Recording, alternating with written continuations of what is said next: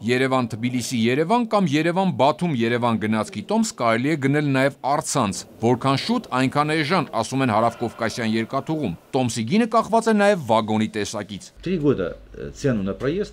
տարի է գները չենք փոփոխել։ Մինչև Բաթում պլացկարտի տոմսն արժե 11,000, կուպեինը 15,000, կուպեներով վագոնում 17,500, իսկ SV տիպի լյուքս վագոնում 26,000 դրամ։ Երևան-Բաթում-Երևան գնացքը կաշխատի հունիսի 15-ից։ 2009 թվականի համեմատ չվերթի տևողությունը կրճատվել է 6 ժամով, 21,5-ի փոխարեն 15 ժամ 45 րոպե։ Մաքսային հսկողությունը կատարվում է ընթացքում։ Վրացական կողմի հետ պայմանավորվածությամբ կանգառի ժամկետը նվազագույնի է հասցված։ Երթևեկության ժամկետի կրճատումը ընկերությունում նաև ռելսերի վերանորոգմամբ են պայմանավորում։ Գնացքներն ավելի արագ են շարժվում։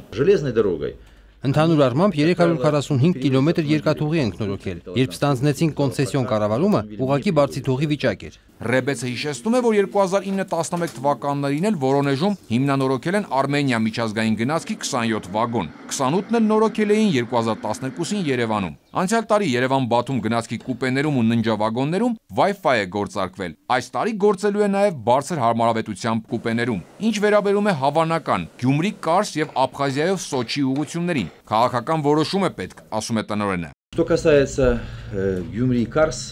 Գյումրի Կարսի շահագործումն 93-ին է դադարեցվել թուրքական կողմի նախաձեռնությամբ։ Մեր կողմից ենթակառուցվածքը լիարժեք պատրաստ է, գնացքները կարող են երթևեկել հենց այսօր։ Ախուրյան կայարանում էլ միջազգային լոգիստիկ կենտրոն կարելի է ստեղծել։ Սոչի իմաստով էլ աբխազական հատվածում երկաթուղու 50 կիլոմետրանոց հատված պետք է վերականգնվի։ Այստեղ էլ քաղաքական որոշում է պետք։ Իդեպ վերին Լարսի փակումից հետո հարավկովկասյան երկաթուղին մայիսին բեռնափոխադրումների աճ է գրանցել։ Խոսքը մասնավորապես կոնտեյներային փոխադրումների մասին է։